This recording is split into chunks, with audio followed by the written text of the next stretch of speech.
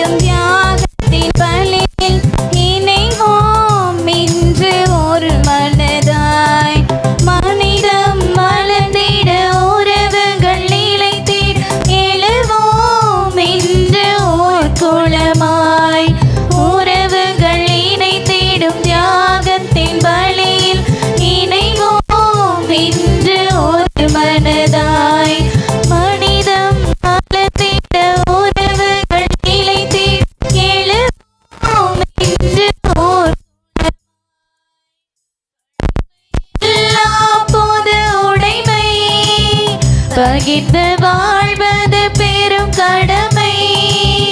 படைப்பு எல்லாம் பொது உடைமை. பகிர்ந்து வாழ்வது பெரும் கடமை. பகிர்வோம் உயர்வோம் பலியினில் இணைவோம். இறைக்கோலமாய் திருக்கோலமாய் இறைவனில் இணைந்திடும் ஒரு தருணம். அலையலையாய் அன்போரமாய் உன்னாலயம் சேர்ந்திடும் பல இதயம். தந்தை மகன் தூயாவியாரின் பெயராலே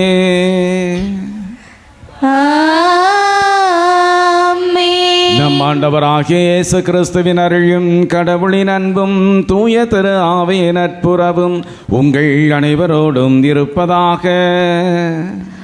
உம் ஆன்மாவோடும் இருப்பதாக. திருப்பலி முன்னுரை. கனவுகள் சிறிதல்ல, கடந்து வந்த பாதைகளும் எளிதானதல்ல.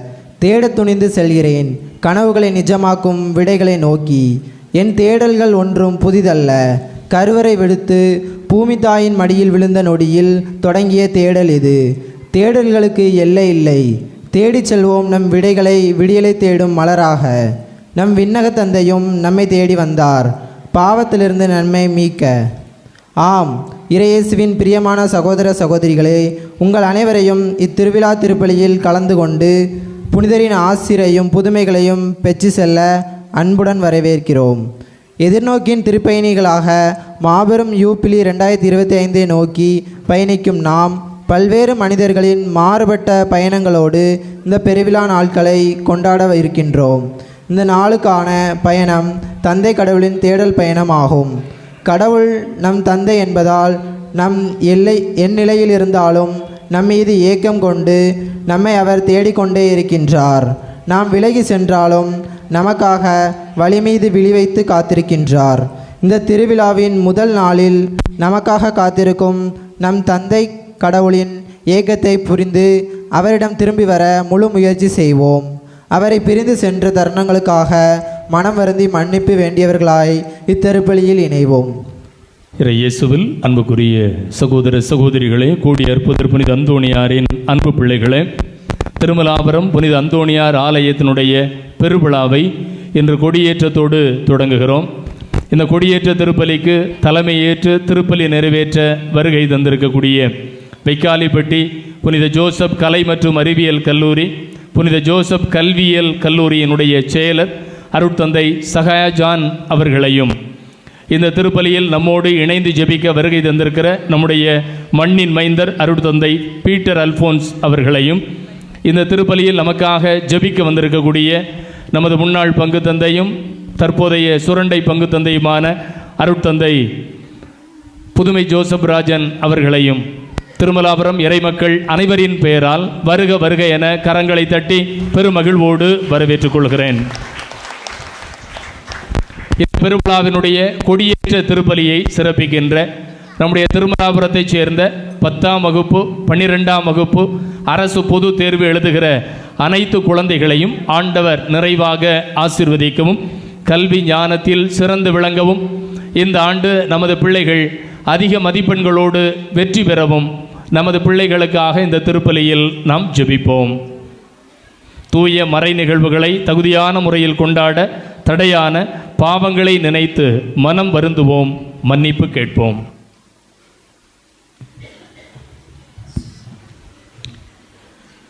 எல்லாமல்ல இறைவனிடமும் சகோதர சகோதரிகளே உங்களிடமும் நான் பாவி என்று ஏற்றுக்கொள்கிறேன்.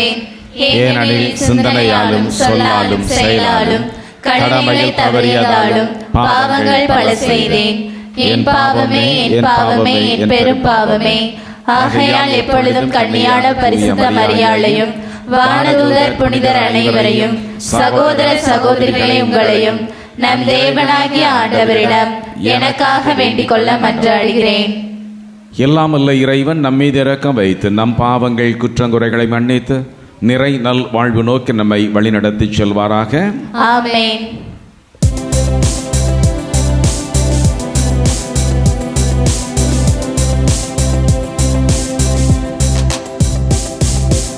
ஆண்டவரே இரக்கமாயிரும். ஆண்டவரே இரக்கமாயிரும். கிறிஸ்துவே இரக்கமாயிரும். கிறிஸ்துவே இரக்கமாயிரும்.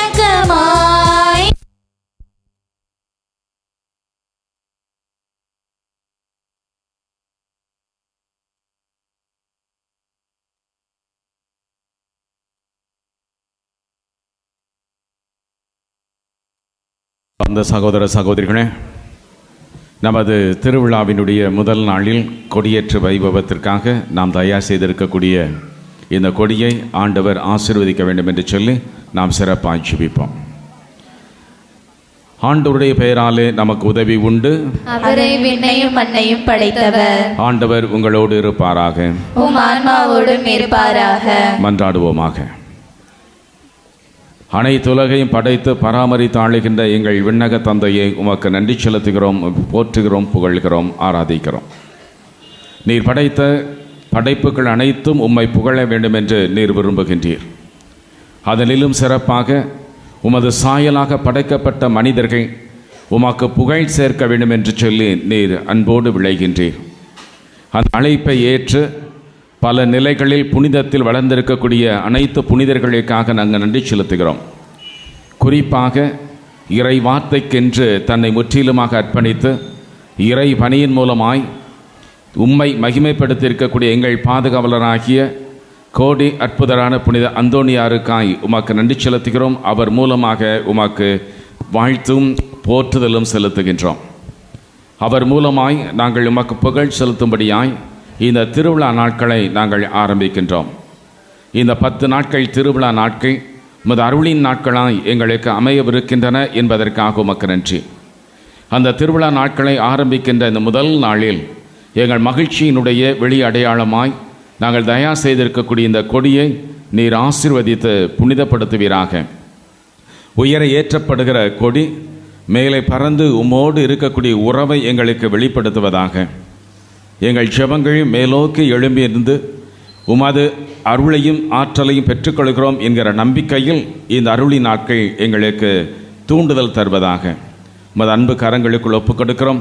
வந்திருக்கக்கூடிய எல்லா பிள்ளைகளையும், இந்த 10 நாட்களும் வரவிருக்கிற அனைத்து பிள்ளைகளையும் உமது அன்பு கரங்களுக்குள் தாங்கிக் கொண்டு எல்லா குடும்பங்களையும் இறை அருளை தொடர்ந்து முழுவதுமாய் பெற்றுக்கொள்ள தயவோடு கிருபை புரியும். ஆண்டவரும் இரட்சகருமாகிய இயேசு வழியாய் உம்மை கெஞ்சி மன்றாடுகின்றோம். ஆமென்.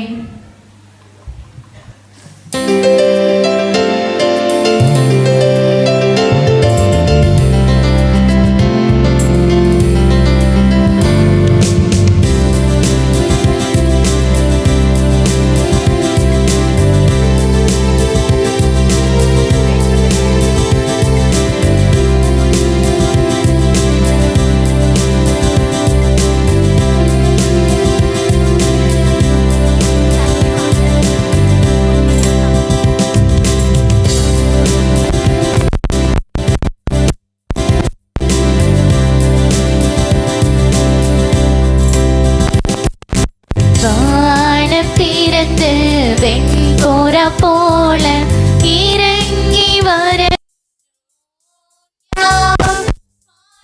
வாழ்த்துகின்றோம் யாம் உமது மேலான மாட்சியின் பொருட்டு உமக்கு நன்றி கூறுகின்றோம். ஆண்டவராகிய இல்லாத விண்ணப்பமே, ஆற்றல் மிகு வல்லவரே, தந்தையே, இறைவனே, ஆண்டவரே, இறைமகனே, இயேசு கிறிஸ்து தெய்வமே, செம்மறியே, செம்மறியே, செம்மறியே, இறை தந்தையினின்று ஜெனித்தவர் நீ, தந்தையினின்று ஜெனித்தவர் நீ,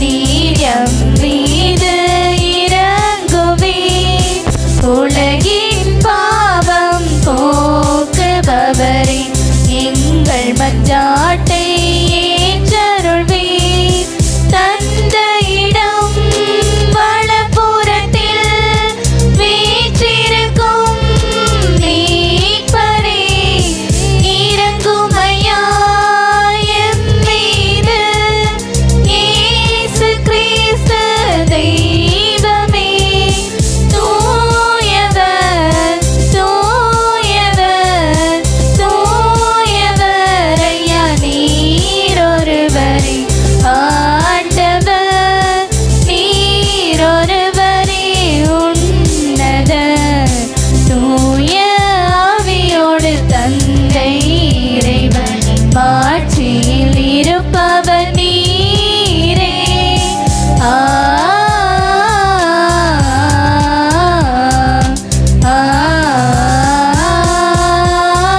ஆமென்.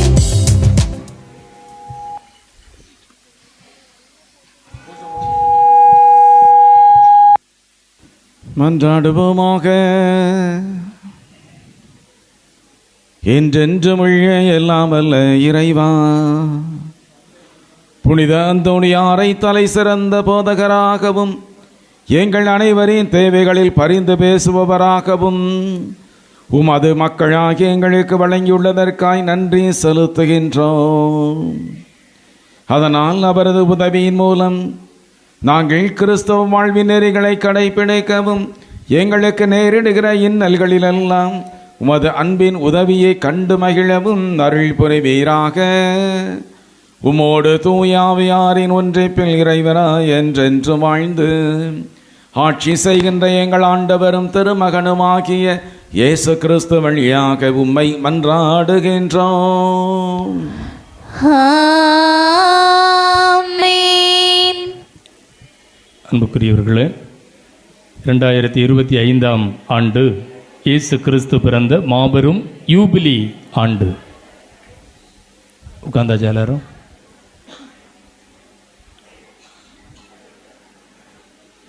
திருத்தந்தை பிரான்சிஸ் அவர்கள் இந்த ஆண்டை எதிர்நோக்கின் திருப்பயணிகள் என்கிற மைய பொருளோடு கொண்டாட அழைப்பு விடுக்கிறார்.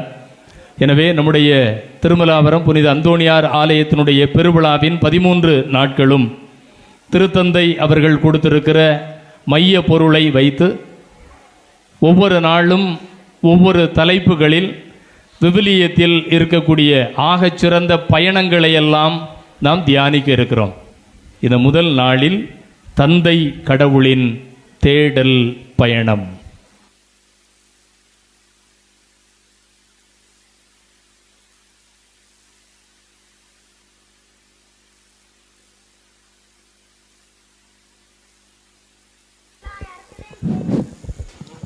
ஹலோ.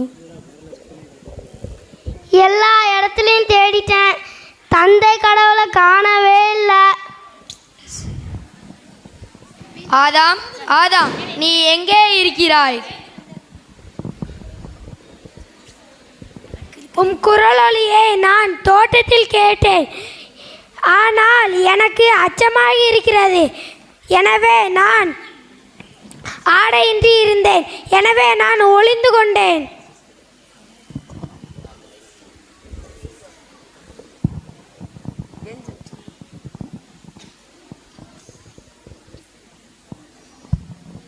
தந்தை கடவுள் ஒவ்வொரு நொடி பொழுதும் நம்மை தேடிக்கொண்டே இருக்கின்றார். நாம் அவரை விட்டு விலகி விலகி சென்று கொண்டிருக்கின்றோம்.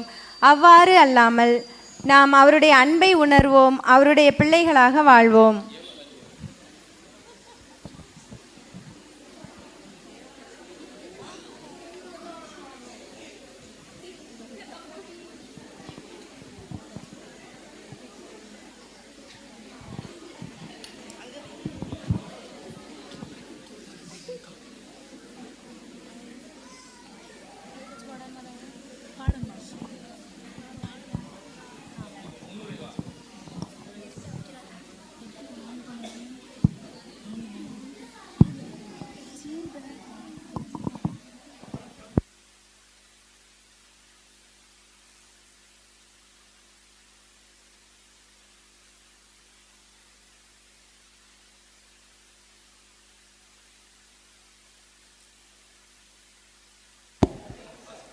முதல் வாசக முன்னுரை. கடவுள் மனிதனுடன் கொண்டுள்ள உறவு படைப்பிலிருந்தே தொடங்குகிறது. ஆனால் மனிதன் பாவத்தின் மூலம் இவ்வுறவை முறித்து துன்பத்திற்கும் சாவிற்கும் தன்னையே உள்ளாக்கிக் கொள்கிறான். ஆயினும் கடவுள் மனிதன் மேல் தொடர்ந்து கனிவு காட்டுகிறார் என்பதை எடுத்து கூறும் இம்முதல் வாசகத்திற்கு கவனமுடன் செவிமடுப்போம்.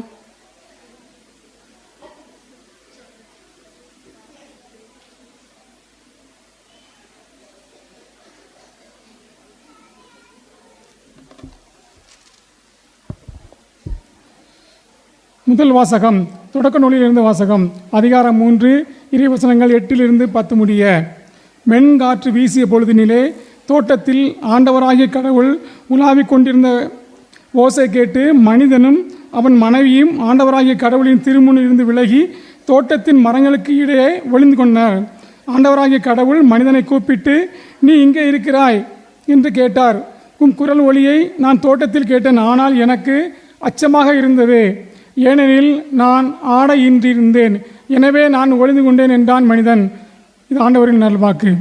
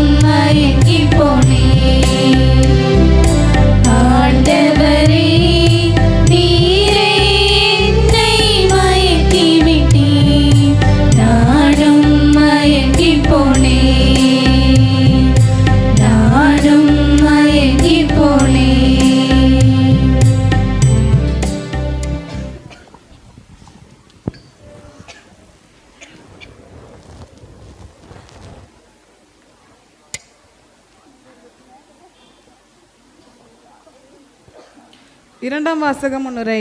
பலமுறை பல வகைகளில் முற்காலத்தில் இறைவாக்கினர் வழியாக நம் மூதாதையரிடம் பேசிய கடவுள் இவ்விறுதி நாட்களில் தம் மகன் வழியாக நம்மிடம் பேசியுள்ளார். கடவுளுடைய மாட்சிமை மிக்க சுடரொளியாகவும் அவர் அச்சுப்பதிவாகவும் விளங்கும் இவர் தம் வல்லமை சொல்லால் அனைத்தையும் தாங்கி நடத்துகிறார் என்பதை எடுத்து கூறும் இரண்டாம் வாசகத்திற்கு செவிமடுப்போம். திருத்தூதர் பவுல் எபிரியருக்கு எழுதிய நூலிலிருந்து வாசகம். அதிகாரம் 1, இறை வசனங்கள் 1-3 முடிய. திருத்தூதர் பவுல் எபிரியருக்கு எழுதிய நூலிலிருந்து வாசகம். அதிகாரம் 1, இறை வசனங்கள் 1-3 முடிய. பலமுறை பல வகைகளில் முற்காலத்தில் இறைவாக்கினர் வாயிலாக நம் மூதாயரிடம் பேசிய கடவுள் இவ்வுறுதி நாட்களில் தம் மகன் வழியாக நம்மிடம் பேசியுள்ளார். இதுவரை எல்லாவற்றிற்கும் உரிமையாளராக்கினார்.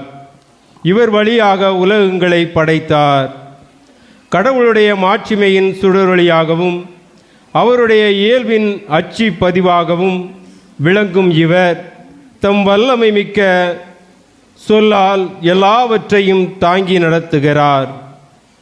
மக்களை பாவங்களிலிருந்து தூய்மைப்படுத்திய பின் விண்ணகத்தில் இவர் பெருமை மிக்க கடவுளின் வலப்பக்கத்தில் வீற்றிருக்கிறார். இது ஆண்டவரின் அருள்வாக்கு. இறைவா உமக்கு நன்றி.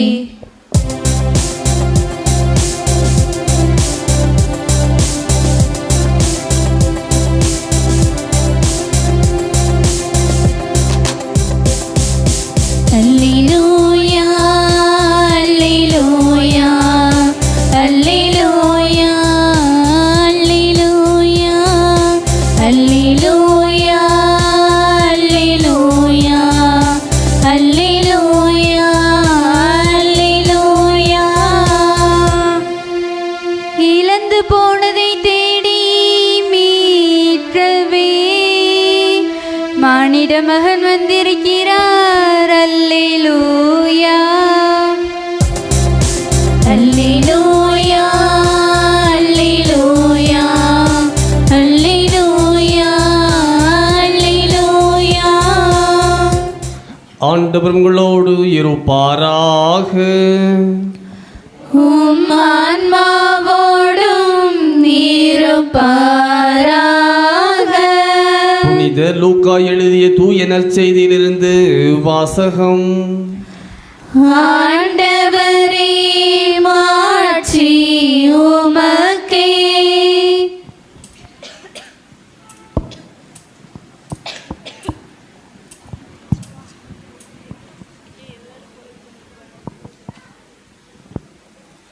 லூக்கா எழுதிய நற்செய்தி அதிகாரம் 19 இறைவசனங்கள் 1 முதல் 10 முடிய.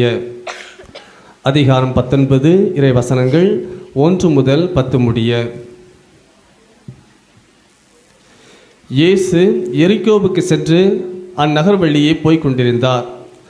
அங்கு சக்கே என்னும் பெயருடைய செல்வர் ஒருவர் இருந்தார். அவர் வழி தண்டுவோருக்கு தலைவர். இயேசு யார் என்று அவர் பார்க்க விரும்பினார். மக்கள் திரளாய் கூடியிருந்ததால் அவரை பார்க்க முடியவில்லை. ஏனெனில் சக்கேயு குட்டையாயிருந்தார். அவர் முன்னே ஓடிப்போய் அவரை பார்ப்பதற்காக ஒரு காட்டு அத்திமரத்தில் ஏறிக்கொண்டார். இயேசு அவ்வழியே தான் வரவிருந்தார். இயேசு அந்த இடத்திற்கு வந்தவுடன் அண்ணாந்து பார்த்து அவரிடம், சக்கேயு, விரைவாய் இறங்கி வாரும், இன்று உமது வீட்டில் நான் தங்க வேண்டும் என்றார். அவர் விரைவாய் இறங்கி வந்து மகிழ்ச்சியோடு அவரை வரவேற்றார். இதை கண்ட யாவரும், பாபியிடம் தங்கப் போயிருக்கிறாரே இவர் என்று முணுமுணுத்தனர். சக்கேயு எழுந்து நின்று, ஆண்டவரே, என் உடைமைகளில் பாதியை ஏழைகளுக்கு கொடுத்து விடுகிறேன். எவர் மீதாவது பொய்க்குற்றம் சுமத்தி எதையாவது கவர்ந்திருந்தால் நான் அதை 4 மடங்காக திருப்பி கொடுத்து விடுகிறேன் என்று அவரிடம் கூறினார். இயேசு அவரை நோக்கி, இன்று இந்த வீட்டிற்கு மீட்பு உண்டாயிற்று. ஏனெனில் இவரும் அப்ரஹாமின் மகனே. இழந்து போனதை தேடி மீட்கவே மானிட மகன் வந்திருக்கிறார் என்று கூறினார். ஆண்டவரின் அருள்வாக்கு. கிறிஸ்துவே உமக்கு புகழ்.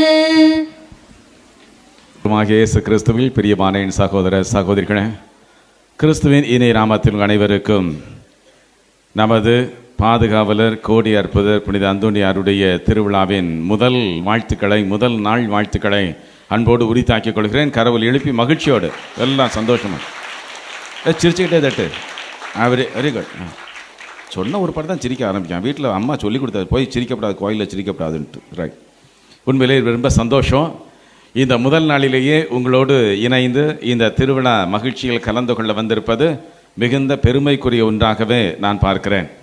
அந்த ஒரு அழைப்பை கொடுத்திருக்கக்கூடிய உங்களது பங்கு தந்தை எனது அன்பு சகோதரர் ஜெகன் அவர்களுக்கு எனது நெஞ்சார்ந்த நன்றிகளை அன்போடு உரித்தாக்கிக் கொள்கிறேன். அருமையான ஒரு வழிநடத்துதலோடு அருமையான தயாரிப்புகளோடு இந்த திருவிழா ஆரம்பித்திருக்கிறாது. சரிதானே? ஆமாம். ஏன்னா கும்ப ஆரத்தி மட்டுமல்ல, சாமிக்கு ஒரே சின்ன பையன் ஆதாம் வந்துட்டாப்புல ஏன் வேலை காணுமே அப்படின்னாரு. சரிதானே? ஆமாம்.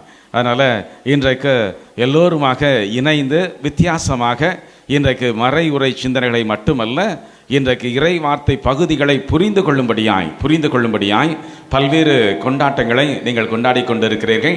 எனவே அன்போடு வாழ்த்துக்களை தெரிவித்துக் கொள்கிறேன். அன்பார்ந்தவர்களே, முன்னுரையில் தந்தை அவர்கள் சொன்னது போல இந்த ஆண்டு யூபிலி ஆண்டு, நம்பிக்கையினுடைய திருப்பயணிகளாக இருப்பதற்கு அழைக்கப்பட்டிருக்கிறோம் என்பது நாம் எல்லோரும் அறிந்திருக்கக்கூடிய உண்மை. அது ஒரு பயணம், திருப்பயணம். அதனால் இந்த நோட்டீஸ்லாம் பார்த்துட்டீங்களா? பார்க்கலையா? வரலையா? இந்தாங்க கொஞ்சம் பார்த்துக்கோங்க. பட்டு சரி கொண்டு போயிடுவாப்புல. பிறகு பீடத்தில் போய் நோட்டீஸ் இருக்காது. ரைட். அதனால் இந்த நோட்டீஸை பார்த்தீங்க அப்படின்னு சொன்னால் எல்லா மறையுரையினுடைய கடைசி வார்த்தையும் பயணம் அப்படிங்கிறது மட்டும்தான் இருக்கும். ஆனால் ஒவ்வொரு சரியா? நீ சொன்னதான் நான் பேச முடியும். பேசுகிறேன். இந்த ஒவ்வொரு பயணத்திற்கும் ஒரு நோக்கம் உண்டு. பயணம் என்பதை குறித்து நான் பேசுவதற்கு வரவில்லை. நான் மட்டுமல்ல, வருகின்ற அருட்தந்தைகள் பயணம் என்பதை குறித்து பேச மாட்டார்கள். ஆனால் ஒவ்வொரு பயணத்திற்கும் ஒரு குறிக்கோள் உண்டு. அது ரொம்ப முக்கியமான ஒன்று. ஏன்னா குறிக்கோள் இல்லாத பயணம் போனோம் அப்படின்னு சொன்னால் எங்கே போகிறோம், எதுக்கு போகிறோம் அப்படின்னு தெரியாமே போயிட்டு இருப்போம். பார்த்துக்கோங்க. சில சமயத்தில் நேரம் போகலன்னு வைங்களேன், எங்கேயாவது இப்படியே போய்கிட்டு வருவோமே அப்படின்னு போயிட்டு இருப்போம். எனக்கு தெரிந்த ஒரு நபர் ஒருத்தர் உண்டு, ரிட்டையர்ட் ஆகிட்டார். அப்புறம் என்ன செய்யணும்னு தெரியலை. ஏதாவது நேரம் போகணுமே, பஸ் ஸ்டாண்டுக்கு போகிறது. பஸ் ஸ்டாண்டுக்கு போன ஒரு முதல்ல எந்த பஸ் வருதோ அந்த பஸ்ஸில் ஏறி உட்காந்துக்கிடுது. அது எங்கே போறிய, இந்த பஸ்ஸு எங்கே போகுதோ அங்கே போகிறேன், அவ்வளோதான். சரிதானே? ஒரு குறிக்கோளோடு இந்த ஊருக்கு போகிறேன், இந்த இடத்துக்கு போகிறேன், அங்கே போய் இந்த பணிகளை செய்துவிட்டு வரப்போகிறேன் அப்படிங்கிறதெல்லாம் கிடையாது. அப்போ குறிக்கோள் இல்லாத ஒரு பயணம் என்று சொல்லுகிற பொழுது ஒரு நேர பொழுதுபோக்கு இல்லாமல். ஆனால் விவிலியத்தினுடைய கதாபாத்திரங்கள் எல்லாருமே ஒரு குறிக்கோளோடு, ஒரு நிறைந்த சிந்தனையோடு, ஒரு லட்சியத்தோடு பயணப்பட்டவர்கள். அப்படி என்று சொன்னால் இன்னைக்கு விவிலியத்தினுடைய கதாபாத்திரங்கள் பயணப்பட்டு போனார்கள். ஆபிரகாம் பயணப்பட்டு போனார், மோசே பயணப்பட்டார். அதெல்லாம் நாளை கட்சியெல்லாம் சிந்திக்க போறீங்க. அன்னை கன்னிமரியாள் பயணப்பட்டு போனார். இதெல்லாம் சிந்திக்க போகிறீர்கள். ஆனால் கடவுள் பயணமாகணுமா? கடவுள் பயணிக்க வேண்டுமா? ஐயா, அவரை தேடி தானே நம்ம பயணிக்கிறோம் இல்லையா? அருமையான கருத்தை நம்ம முதல் புரிஞ்சுக்கணும். அவரை தேடி தான் நம்ம பயணிச்சுக்கிட்டு இருக்கிறோம். எத்தனை தடவை நம்ம திரு யாத்திரைக்கு போகிறோம் இல்லை? மலை கோயிலுக்கு எத்தனை தடவை ஏறி இறங்கிட்டு வந்திருப்பேன், அப்படி தானே? ஒவ்வொரு வாரம் போறியா போகலையா? ஆமாம். ஸ்கூலில் கட் அடிச்சுட்டு போயிடுறதா? அப்புறம் ஒவ்வொரு வாரம் எப்படி போக முடியும்? சரியா? பள்ளிக்கூடத்தில் லீவ் இருக்கும் போதெல்லாம் அப்படி ஏறி போடாது. சரி தானே? நானும் ஒரு 35 வருஷத்துக்கு முன்னால் இந்த சேந்த மரத்தில் இருக்கும்போது இந்த மலைக்கு போகணும் அப்படிங்கிறது எனக்கு ரொம்ப சந்தோஷமாக இருக்கும். பார்த்துக்கோங்க. காலையிலே ஏறி ஓடுறது, மடன்னு நம்மளை பார்த்து சின்ன பசங்க பிள்ளைங்களா, இப்போலாம் பெரிய ஆளுக்களாக இருப்பீங்க. சரி தானே? வயசாக இப்போ ஓட முடியாது. அப்போது ஓடி போகிறது. ஏன்னா அந்த மலை கோயிலுக்கு போகணும், ஏறி இறங்கணும். அப்போ ஒரு திருப்பயணம். இந்த போல திருப்பயணங்கள் பல நம்ம மேற்கொள்கிறோம். கடவுளை தேடுகிறோம். கடவுளுடைய அன்புமிக்க புனிதர்களை நாம் தேடி போகிறோம். ஐயா, நம்ம கடவுளை தேடி போறோம், கடவுள் நம்மளை தேடணுமா? அன்பார்ந்த சகோதர சகோதரிகளே, முதல் நாளினுடைய சிந்தனை அதுதான். தேடலின் பயணம், கடவுள் தேடலின் பயணம். சத்தமா சொல்லுங்க. கடவுள் தேடலின் பயணம். சத்தமா சொல்லுங்க. ரைட். அப்போ கடவுள் எதற்காக வேண்டி தேடுகிறார்? அந்த தேடலுடைய குறிக்கோள் என்ன? நான் முதல்ல சொன்னேன், ஒவ்வொரு பயணத்துக்கு ஒரு குறிக்கோள் இருக்குது. சரிதானா? முடிஞ்ச ஒரு பாட்டு கிளாஸ் நல்லா பாடுறீங்க, ரொம்ப சந்தோஷம். கைதட்டுங்க பிள்ளைகளுக்கு கைதட்டுங்க. ஆமாம், முடிஞ்ச ஒரு கேள்வியை மைக்கில் கேட்பேன், மைக்கில் பதில் சொல்லிடணும். சரிதானா? அதனால அடுத்த பாட்டு காணிக்க பாட்டு என்ன பாட்டுன்னு பாட்டை திருப்பிக்கிட்டு இருக்கக்கூடாது, வசனத்தை கேட்கணும். ரைட். அன்பார்ந்த சகோதர சகோதரிகளே, அப்போ இன்றைக்கு கடவுள் தேடுகிறார் என்று சொன்னால் கடவுள் தேடுடைய குறிக்கோள் என்ன? 4 காரியங்களை உங்களோடு பகிர்ந்து கொள்ளவிருக்கிறேன். முதலாவதாக, ஆதாமை தேடி இருக்கக்கூடிய கடவுள் மனிதனுக்கு பயத்திலிருந்து விடுதலை கொடுக்கின்ற தேடல், பயத்திலிருந்து வெட்கத்திலிருந்து விடுதலை கொடுக்கக்கூடிய தேடல். நல்லா கேட்டுக்கோங்க. ஆதாமை கடவுள் தேடினார். இன்னைக்கு அருமையா பிள்ளைங்க ஒரு 4 பிள்ளைங்க சேர்ந்து நடிச்சாங்க. சரிதானே? பேச்சுவார்த்தை அதிகமாக இல்லை, ஆனால் அவருடைய செயல்பாடுகள் என்ன இருந்தது? நான் கடவுளை தேடிக்கொண்டிருக்கிறேன். முதல்ல ஆதாம் சொன்னாப்ல. எப்போ கடவுளை தேடி இருப்பாப்ல? அன்பார்ந்த சகோதர விவிலிய பயணம் சொல்கிறது, மாலை நேரம் ஆகிற பொழுது, தென்றல் காற்று வீசுகிற பொழுது கடவுள் இறங்கி வந்தார், ஆதாமோடு உறவாடினார். அது எப்போ? பாவத்திற்கு முன்பதாக. அப்போ ஒருவேளை பாவம் செய்வதற்கு முன்பதாக கடவுளை காணவில்லை என்று சொன்னால் ஆதாம் கடவுளை தேடி இருப்பான். ஆனால் 3ஆம் அதிகாரம் தொடக்க நூல் 3, பாவம் செய்த முற்பாடு கடவுள் அவனை தேடுகிற ஒரு நிலைப்பாடு. காரணம் என்ன? ஒளிந்து கொண்டேன், வெட்கப்பட்டு போனேன், ஆடையின்றி இருந்தேன், அதை உணர்ந்தவனாய் வெட்கப்பட்டு போனேன், பயந்து கொண்டேன்.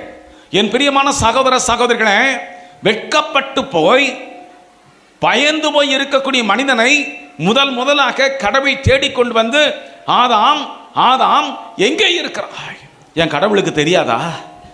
எங்க ஆதாம் ஒளிஞ்சிருக்கான்னு தெரியாதா? அவன் சொல்லணும், வாயிலிருந்து அவன் சொல்ல வேண்டும். நான் வெட்கப்பட்டு போனேன், பயந்து போய் இருக்கிறேன் என்று சொல்லி அவன் வாயிலிருந்து வரணும். பார்த்துக்கோங்க. அப்படிப்பட்ட மனிதனைத்தான் கடவுள் இன்றைக்கு முதலாக தேடிக்கொண்டு வருகிறார். என் பிரியமான சகோதர சகோதரிகளே, கடவுளுடைய பயணத்தினுடைய முதல் நோக்கம் அதுதான்.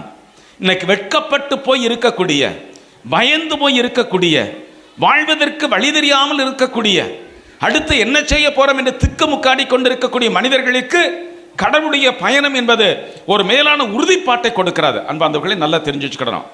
ஆதாமை கடவுள் தேடி வந்தது தண்டனை கொடுப்பதற்கு அல்ல. நல்லா தெரிஞ்சுக்கோங்க. அப்ப தண்டனை கொடுத்தாரே, இன்னும் ஒரு காரியத்தை நல்லா புரிஞ்சு வச்சுக்கிடுவோமா? கடவுள் எதை சாப்பிடக்கூடாதுன்னு சொன்னாரு? என்ன சாப்பிடக்கூடாதுன்னு சொன்னாரு? புரோட்டா சாலை சாப்பிடக்கூடாதுனாரா? எதை சாப்பிடக்கூடாதுனாரு? இந்த நடுவில், தோட்டத்தினுடைய நடுவில் இருக்கக்கூடிய இந்த சாப்பிட்டா என்ன ஆகும்? அந்த விவிலிய பகுதி சொல்லி, நீ சாப்பிட்டா என்று சொன்னால் அந்த நாளில் நீ சாகவே சாவாய். Printing mistake நினைச்சிடப்படாது. 2 தடவை சாகவே சாவாய், ஏதோ பிரிண்டிங் மிஸ்டேக் நினைச்சிடப்படாது. ஒரு காரியம் கடவுள் 2 முறை சொல்கிறான்னு சொன்னா கட்டாயம் அந்த தடவை அந்த காரியம் நடக்கும் என்பது பொருள். அப்ப கடவுள் சொன்னா சாகவே சாவாய். பழத்தை பிடிங்கி சாப்பிட்டாங்களே ஆதாமும் ஏவும், செத்து போயிட்டாங்களா? ஐயா, செத்தா போயிட்டாங்க? இல்லையே, சத்து போகல. ஆனால் ஒரு சின்ன தண்டனை கொடுக்கப்பட்டது. அந்த தண்டனை எதற்கு தெரியுமா? வெட்கத்திலிருந்து வெளிவருவதற்காக, பயத்திலிருந்து வெளிவருவதற்காக. என் அன்பார்ந்த சகோதரனே சகோதரியே, இன்றைக்கு வாழுகின்ற ஒரு சமூகத்தில் பல காரியங்களை செய்துவிட்டு நம்மளை வெட்கப்பட்டு கொண்டு இருக்கிறோம், பயந்து கொண்டு இருக்கிறோம். இன்றைக்கு கடவுளை நான் தேடினேன் என்று சொன்னால், அல்லது கடவுள் என்னை தேடி வருகிற பொழுது அந்த வெட்கத்திலிருந்தும் பயத்திலிருந்தும் நான் விடுதலை பெற்றுக் கொள்வதற்கு ஆண்டவர் எனக்கு கிருபை புரிகிறாரை ஒழிய எனக்கு தண்டனை கொடுப்பதற்காக அல்ல. அந்த கடவுளுக்கு ஒரு கைதட்டி நன்றி சொல்லுங்க பார்ப்போம். நன்றி. தண்டனை கொடுக்கக்கூடிய கடவுள் அல்ல, ஆனால் திருத்த வேண்டும், திருந்திக் கொள்ள வேண்டும் என்று சொல்லி நமது வெட்கத்திலிருந்து நாம் விலக வேண்டும் என்று சொல்லி, பயத்திலிருந்து நாம் மீண்டுமாக விலகிவிட வேண்டும் என்று சொல்லி, பயமின்றி வாழ வேண்டும் என்று சொல்லி கடவுள் கொடுக்கக்கூடிய ஆசீர்வாதம். அப்ப கடவுள் பயணத்துடைய முதல் காரியம் என்னது? வெட்கம், பயம் இல்லாத ஒரு வாழ்க்கைக்காக கடவுள் நம்மை தேடிக்கொண்டிருக்கிறார். சரிதானா? 1. இரண்டாவது தேடல் ஆபிரகாமுக்கு கூட்டிக் கொண்டு போகிற தொடக்க நூல் அதிகாரம் 12. கடவுள் சொன்னார், ஆபிரகாம், நீ உன்னுடைய சொந்த நாட்டை விட்டுவிட்டு நான் உனக்கு காட்டுகிற ஒரு இடத்திற்கு போக கடவாய். இந்த ஆபிரகாம் அவருடைய இடத்திலிருந்து, அவருடைய ஊர் பேர் என்ன பேர் தம்பி? ஊர் பேர் என்ன பேர்? சத்தமாக சொல்லு. ஊர். வெரி குட், நல்லது. சரிதானே? திருமலாபுரத்தில் கேள்வியாக கேட்கணும், பதில் தான் டக்குன்னு வரும் இல்லை? சரி.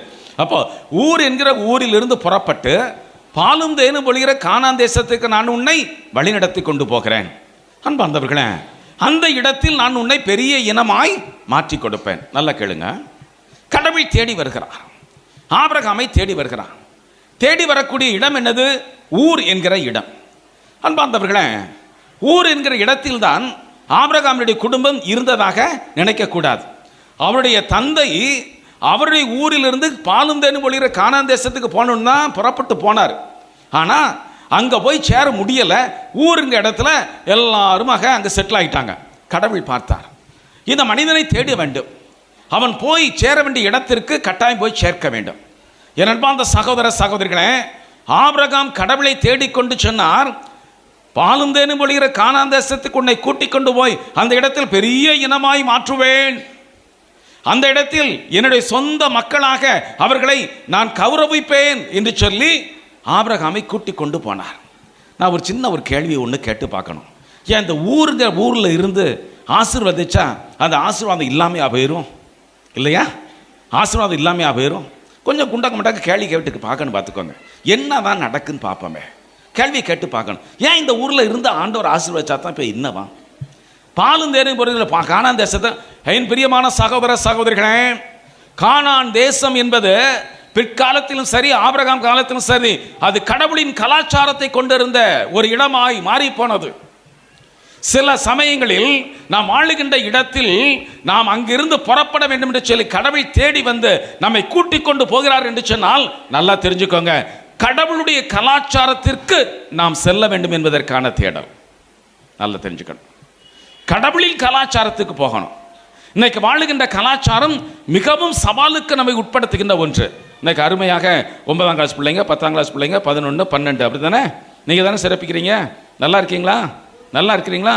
ரொம்ப சந்தோஷம், ரொம்ப சந்தோஷம். இன்னைக்கு உங்களுக்கு தான் அந்த 2வது செய்தி பார்த்துக்கோங்க. வாழுகிற கலாச்சாரத்தை குறித்து ரொம்ப கவனமாக இருக்கணும். சரிதானா? வாழுகின்ற கலாச்சாரத்தை குறித்து ரொம்ப கவனமாக இருக்கணும். ஏன்னா இன்னைக்கு கலாச்சாரம் என்பது எல்லாம் எங்களுக்கு தெரியும் என்கிற ஒரு கலாச்சாரம். அப்படி தானே தம்பி? எல்லாம் உனக்கு தெரியுமா தெரியாதா? தெரியுமா தெரியாதா?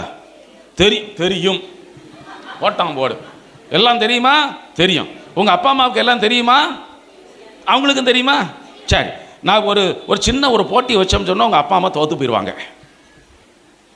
அப்படி தானே? ஒரு மொபைல் ஃபோனை கையில் கொடுத்து, சரியா, ஒரு மொபைல் ஃபோனை கையில் கொடுத்து நீ 2-3 மெசேஜ் அனுப்பி அதை பதில் வாங்கடா அப்படின்னு சொன்னால் உங்கள் அப்பாட்ட கொடுத்து உனக்கும் கொடுத்து ஒரே நேரத்தில் கொடுத்தோம்னா உங்கள் அப்பத்தான் மொபைலில் ஏ எங்கே இருக்குது, பி எங்கே இருக்குது, சி எங்கே இருக்குது, கண்ணு தெரிய மாட்டேங்க. இதை சொல்கிறதுக்கு முன்னால் நீ 5 மெசேஜ் அனுப்பி 6வது மெசேஜ் உனக்கு பதில் வந்துடும். பார்த்துக்கோ. இப்போ யாருக்கு நிறையா தெரியும்? உனக்கு தெரியுமா, அப்பா அம்மாவுக்கு தெரியுமா? சொல்லிட்டான்ல பதில் கரெக்டாக, அதெல்லாம் எனக்கு தான் தெரியும். ஏன்னா கணக்கு வழக்கு சரியாக இருக்கணும்ல. அவங்க அங்கே தேடி ஏபிசிடியை தேடுறதுக்கும் இவன் 6 மெசேஜ் அனுப்பி 7வது மெசேஜுக்கு பதில் வாங்குறதுக்கும் ஒரு கணக்கு வழக்கு இருக்குல்ல. பையங்க கணக்கில் புலி, அப்படி தானே? ஆமாம், நல்லது. உங்களை பாராட்டுகிறோம். அன்பார்ந்த பிள்ளைகளே, நீங்கள் வாழுகிற கலாச்சாரத்தில் இந்த காரியத்தை நீங்கள் எப்பொழுதுமாக நினைத்து, எங்களுக்கு எல்லாம் தெரியும், எல்லாமே நல்லது. இந்த 2 தான் பல சமயத்தில் இளைஞர்கள் இளம்பெண்களுடைய வாழ்க்கையில் மிகப்பெரிய சவாலை உருவாக்கி கொண்டிருக்கக்கூடிய ஒன்று. என்ன நம்மளாம் நினைச்சுக்கிட்டு இருக்கிறோம், எங்களுக்கு எல்லாம் தெரியும், எல்லாம் தெரியும், எல்லாம் தெரியும். உங்களுக்கு தெரியும், ஆனால் அறிவை பற்றி உங்களுக்கு தெரியும். இந்த கலாச்சாரத்தினுடைய நுணுக்கங்கள் பற்றி உங்க அப்பா அம்மாவுக்கு தெரியும். எங்க பயணித்துக்கிட்டு இருக்கிறோம், எங்க போயிட்டு இருக்கோம் சொல்லி உங்க அப்பா அம்மாட்ட போய் கேளு, அவங்களுக்கு தெரியும். உன்னை பற்றி அவர்களுக்கு தெரியும், உன்னுடைய மனநிலைகளை குறித்து அவர்களுக்கு தெரியும். என்னப்பா அந்த பிள்ளைகளே, ஏதோ மெசேஜ் வந்துச்சு, யூடியூப்பில் படித்தேன், வாட்ஸ்அப்பில் வந்துச்சு, வேறு என்னென்னமோ வச்சுருக்கேன்லடா. என்னம்மா வச்சுருக்கேன்? ஃபேஸ்புக்கா? ஆமாம், ஃபேஸ்புக்கு என்னென்னமோ புக்கெல்லாம் வச்சுருக்கேன். பள்ளிக்கூடத்து புஸ்தகத்தை மட்டும் தொடப்படாது, மற்ற புஸ்தகத்தெல்லாம் தொட்டுருவோம். சரி தானே? நல்ல பிள்ளைன்னு அவன் நாங்கள் தான் தொடுவோம்ல. 10ஆம் கிளாஸில் நாங்கள் தான் முதல் பரிசை வாங்க போகிறோம். ரைட், ரொம்ப சந்தோஷம் தாயே, நீ சொன்னது ரொம்ப மகிழ்ச்சி. என் பிரியமானவர்களே, அப்போ இன்றைக்கு அந்த கலாச்சாரத்திற்குள் எது நல்லது எது கெட்டதுன்னு தெரியாம பல சமயங்களில் முழித்துக் கொண்டிருக்கேன். நீங்க எல்லாம் நல்ல பிள்ளைங்க, குறைய சொல்லலை, சரிதானா? அப்படி சொல்லுங்க, அப்படி வழிக்கு வாங்க. நீங்கள்லாம் நல்ல பிள்ளைங்க, நீங்களாம் நல்ல பசங்க. ஆனால் ஒரே ஒரு காரியத்தில் மட்டும் ரொம்ப கவனமாக இருக்க வேண்டியது இருக்கு. எது நல்லது எது கெட்டது அது தெரியாத ஒரு கலாச்சாரத்திற்குள் இன்றைக்கு ஒரு சமூகம் இன்னைக்கு போய்கொண்டிருக்கிறது. அது இளைய சமூகம் அதற்குள் மாட்டி முழித்து கொண்டிருக்கிறது. எல்லாமே நல்லது போல தோன்றிக் கொண்டிருக்கிறது, எதுவுமே கெட்டதாக தோன்றவே இல்லை. என் பிரியமான பிள்ளைகளே, இன்னைக்கு கடவுள் கலாச்சாரத்தை இன்னைக்கு தேடுகிற பிள்ளைகளா இருக்கிறீர்களா? ரொம்ப முக்கியம், ரொம்ப முக்கியம். இன்னைக்கு இருக்கக்கூடிய கலாச்சாரத்தும் கடவுளை விட்டு விலகி செல்கிற கலாச்சாரமாக இருக்கிறது சொன்னால் ரொம்ப கவனமா இருந்துக்கோங்க. கடவுளை விட்டுட்டு வேற ஒரு கலாச்சாரத்துக்கு நம்ம இன்னைக்கு யோசித்து பார்க்கவே முடியாது. கடவுள் கலாச்சாரம் ஆபிரகாமை கூப்பிட்டா, நான் உன்னை காட்டுகிற ஒரு புதிய இடத்துக்கு வா, புதிய கலாச்சாரத்துக்கு வா, அங்குதான் உன்னை ஆசீர்வதிப்பேன், அது என்னுடைய கலாச்சாரம் என்று கடவுள் சொன்னார். என் அன்பார்ந்த பிள்ளைகளை, கடவுள் கலாச்சாரத்திற்குள் வாரு. கடவுளை நினைக்கிறதுக்கு மறந்துடாதீங்க, கடவுளுடைய உண்மையை தேடுவதற்கு மறந்துடாதீங்க, கடவுளுடைய நேர்மைத்தனத்தை தேடுவதற்கு மறந்து விடாதீர்கள். நம் ஆண்டவர் இயேசுவை 12 வயதில் தன் பெற்றோர்களுக்கு பணிந்து நடந்தாரு, அந்த கலாச்சாரத்தை மறந்துடாதீங்க. சேதனா, பெற்றோர்களுக்கு கீழ்ப்படிந்து அடங்கி நடக்கக்கூடிய காரணத்தினால் நம்ம எல்லாம் இன்னைக்கு ஒண்ணுமில்லாத போல நினைத்து கொண்டிருக்கக்கூடிய கலாச்சாரம். பெற்றோர்களுக்கு கீழ்ப்படிந்து அவர்களுக்கு மதிப்பு கொடுத்து வாழுகின்ற பிள்ளைகளுக்கு கடவுளுடைய ஆசீர்வாதம் உண்டு. அது கடவுளுடைய கலாச்சாரம், இயேசுவின் கலாச்சாரம். 12 வயசுல போய் நாசரேத்துல அடங்கி ஒடுங்கி இருந்த ஒரு கலாச்சாரம் இயேசுவினுடைய கலாச்சாரம். இன்னைக்கு என்ன கலாச்சாரத்தில் நம்ம எல்லாம் வாழ்வதற்கு தயாராக இருக்கிறோம்? என் அன்பார்ந்த பிள்ளைகளே, கடவுள் கலாச்சாரத்திற்கு உங்களை உட்படுத்துங்கள். அதற்குத்தான் ஆபிரகாமை கடவுள் தேடிக்கொண்டு வந்தான். வா, என் கூட வா, நான் உன்னை தேடி வந்திருக்கிறேன், என் கூட வா. அன்பார்ந்தவர்களே, 15ஆம் அதிகாரம் 1வது வசனம் சொல்லுகிறது, காலை வேளையில் ஆபிரகாம் காட்சியில் ஆண்டவரை கண்டார். காட்சியில் ஆண்டவரை கண்டார். எனக்கு என்னதான் கொடுப்பீர்? ஆபிரகாம் கேட்டார். உனக்கு ஒரு மகனை கொடுப்பேன். எப்போ கொடுக்க போறீரு? எப்போ கொடுக்க போறீரு? 18ஆம் அதிகாரம் 1வது வசனம். காலை மதிய வேளையில் அவர் ஓய்வெடுத்துக் கொண்டு இருக்கிற பொழுது 3 தூதர்களைப் போல, வானதூதர்களைப் போல வந்ததை கண்டான். தேவனுடைய பிள்ளைகள் வந்ததை கண்டான். உனக்கு மகன் பிறப்பான். எப்போ? எப்போ? என் அன்பார்ந்த பெற்றோர்களே, பெரியவர்களே, இதுவரைக்கும் பிள்ளைங்கிட்ட பேசினேன். கடவுள் உங்களை தேடி வருகிறார், உங்கள் குடும்பத்தை தேடி வருகிறார். தேடி வருகிற கடவுள் ஆபிரகாம் கொடுத்திருக்கக்கூடிய ஆசீர்வாதம் என்ன தெரியுமா? 75 வயசுல கடவுள் சொன்னார், ஊர் என்கிற ஊரிலிருந்து புறப்படுகிற பொழுது ஆபிரகாமுக்கு 75 வயசு. 75 வயசுல ஆபிரகாமை பார்த்து சொன்னான், உன் மூலமாக பெரிய சந்ததி. உட்கார்ந்து பார்க்கிறாரு. எவ்வளவு நாள் தான் காத்துக்கிட்டு இருக்கிறது? இப்ப வயசு 100 போகுதே, எவ்வளவு நாள் காத்துக்கிட்டு இருப்பது? என் அன்பார்ந்தவர்களே, 25 ஆண்டுகளாக காத்திருக்கக்கூடிய அந்த ஆபிரகாமுக்கு தொடக்க நூல் 18 ஒரு காலம் சொல்லப்பட்டது. அடுத்த இளவேநீர் காலத்தில் இதே வேளையில் நாங்கள் திரும்ப வருவோம், அப்பொழுது உனக்கு என்று உன் குடும்பத்தில் ஒரு மகன் இருப்பான். Praise the Lord, praise the Lord. Sarah சிரிச்சிட்டாங்க. அந்த கதை உங்களுக்கு தெரியும். வயதாகி போன காலத்தில் நான் ஒரு குழந்தையை பெற்றுக்கொள்ள போகிறேனா? வானதூதர் கேட்டா, ஏன் சிரிக்கிறாங்க? நம்பிக்கை இல்லையா? நம்பிக்கை இல்லையா? ஆபிரகாம் நம்பினார். என் அன்பார்ந்த பெற்றோர்களே, நல்லா கேட்டுக்கோங்க. சின்னஞ்சிறு பிள்ளைகள் கடவுளுடைய கலாச்சாரத்தை பற்றி சொன்னேன். அதே ஆபிரகாமினுடைய வாழ்க்கை இங்க இருக்கக்கூடிய பெற்றோர்களுக்கு சொல்லித் தருகிறது. உடனடியாக நடக்க வேண்டும். Instant, readymade. இன்னைக்கெல்லாம் ரெடிமேடு உலகத்துல தான் இருக்கிறோம் இல்லையா? உடனடியாக நடக்கணும். நான் நினைச்சது போல உடனடியாக நடக்க வேண்டும். கொஞ்சம் தாமதப்படுத்தி நம்ம ஒரு காரியத்தை பெற்றுக்கொள்வதற்கு நான் இன்னைக்கு தயாராக இருந்து கொண்டு இருக்கவில்லை. அன்பார்ந்த பெற்றோர்களே, ஆபிரகாமை தேடி கடவுள் வருகிற பொழுது இன்னொரு நம்பிக்கையை அவருக்கு என்று உருவாக்கி கொடுப்பதற்காகத்தான் கடவுள் வந்தார். கொடுப்பேன், காலம் நிறைவேறுகிற பொழுது உன் குடும்பத்திற்கு இந்த ஆசீர்வாதத்தை கொடுப்பேன். அதற்கென்று நேரம் வருகிற பொழுது உன் சந்ததியை நான் மென்மேலுமாக பெருகச் செய்வேன். அதற்கென்று காலகட்டங்கள் கணிகிற பொழுது உன் பிள்ளைகளின் பிள்ளைகளை நீ காண்பாய். என் அன்பார்ந்த பெற்றோர்களே, காத்திருங்கள், பொறுத்திருங்கள். தேடுகிற கடவுள் உங்களை விட்டு விட்டு இன்னொரு இடத்துக்கு போய்விட மாட்டார். உங்களை மறந்துவிட்டு இன்னொருவரை நினைத்து கொண்டு இருக்க மாட்டார். இங்க இருக்கக்கூடிய ஒவ்வொரு பெற்றோரையும் கடவுள் நினைத்து கொண்டிருக்கிறார். கடவுளுக்கு நன்றி செலுத்தி கைதட்டுங்க பார்ப்போம். எல்லாம் கைதட்டுங்க, எல்லாம் கைதட்டுங்க. ஒவ்வொரு குடும்பத்தையும், ஒவ்வொரு குடும்பத்தில் இருக்கக்கூடிய அப்பாமார், அம்மாமார், இவர்களை எல்லாம் இன்றைக்கு கடவுள் நினைத்துக் கொள்கிறார். என் பிள்ளைகளுக்கு நான் கொடுக்க வேண்டும், என் பிள்ளைகளுக்கு கொடுக்க வேண்டும். அது ஒருவேளை இன்னைக்கு கொடுக்காம இருக்கலாம், நாளைக்கு கூட கொடுக்காம இருக்கலாம். ஒருவேளை அடுத்த திருவிழாவுக்கு கொடுக்கப்பட வேண்டிய காரியங்கள் நிச்சயமாக கிடைக்கும். சரிதானா? அந்த நம்பிக்கையில் வளருங்க, நம்பிக்கையில் வளருங்க. கடவுள் சும்மா தேடி வர மாட்டார், வந்துட்டு ஏதோ பொய்யானதை சொல்ல மாட்டார். ஆபிரகாமை தேடி வந்திருக்கக்கூடிய கடவுள் தன் வாக்குறுதியை 100 வயது ஆகிற பொழுது, ஆபிரகாமுக்கு 100 வயது ஆகிற பொழுது அவர் நிறைவேற்றி கொடுத்தார். அந்த கடவுள் உங்கள் குடும்பத்துக்கு நிறைவேற்றாமலா போவார்? நிறைவேற்றி கொடுப்பார். சரிதானா?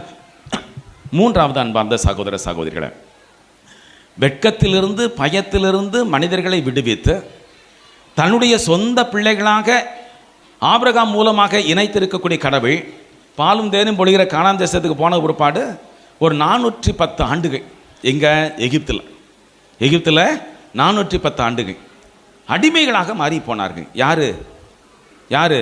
இஸ்ராயல் மக்கள். மூன்றாவது தேடல், மோசேயை கடவுள் தேடினார். எதற்கு? சாப்பிட்றதுக்கா? ஆடு மாடு மேய்க்கிறதுக்கா? அவர் ஏற்கனவே ஆடு தான் மேய்ச்சிக்கிட்டு இருந்தார். ஆடு மேய்த்து இருக்கக்கூடிய இந்த மோசையை அவர் தேடி வந்து வெந்து போகாமல் இருக்கக்கூடிய முச்செடி நடுவில் நின்று அவர் சொன்னார், என் மக்களை நான் விடுவிப்பதற்காக தேடி வந்திருக்கிறேன் என்று சொன்னார். Price the Lord, praise the Lord. 410 வருஷம், 1-2 வருஷம் இல்லை, 410 ஆண்டுகள் எகிப்தில் அடிமைகளாக இருக்கக்கூடிய என் மக்கள் அபய குரல் எழுப்பினார்கள். அவர் குரலை நான் கேட்டேன், அவர்கள் படுகின்ற வேதனை கண்ணால் கண்டேன். எனவே பாலும் தேனும் பொழிகிற கானான் தேசத்தை கூட்டிக் கொண்டு போவதற்காய் நான் இறங்கி வந்திருக்கிறேன் என்று சொன்னார். என் அன்பார்ந்த சகோதரனை சகோதரிய, கடவுள் இறங்கி வந்து தேடுகிறார். காரணம் என்ன தெரியுமா? நம்மெல்லாம் ஏதோ ஒரு சில சூழ்நிலைகளுக்கு நாம் அடிமைப்பட்டு போய் கிடக்கிறோம். சில பழக்க வழக்கங்களுக்கு அடிமைப்பட்டு போய் கிடக்கிறோம். சொந்த வாழ்க்கையை யோசித்து பாருங்க. சில சிந்தனைகளுக்கு அடிமைப்பட்டு போய் கிடக்கிறோம். பாவத்தினுடைய உணர்வுகளுக்கு அடிமைப்பட்டு போய் கிடக்கிறோம். ஆசாபாசங்களுக்கு அடிமைப்பட்டு போய் கிடக்கிறோம். மன்னிக்க முடியாமல் இருக்கக்கூடிய வைராக்கியத்திற்கு அடிமைப்பட்டு போய் கிடக்கிறோம். கோபத்திற்கு அடிமைப்பட்டு போய் கிடக்கிறோம். இதெல்லாம் செய்யப்படாதுன்னு தான் நினைக்கிறோம், ஆனால் அதை விட்டு வெளியே வர முடியவில்லை. ஒரு சில பழக்க வழக்கங்கள் என் வாழ்க்கையை அப்படியே முடக்கி போட்டு விடுகின்றன. கடவுள் 410 ஆண்டுகள் கழித்த இஸ்ராயல் மக்கள் படுகின்ற வேதனையை கண்டு அவர் இறங்கி வந்தார். என் அன்பார்ந்த சகோதரனை சகோதரியை எல்லாரும் கேட்டுக்கோங்க.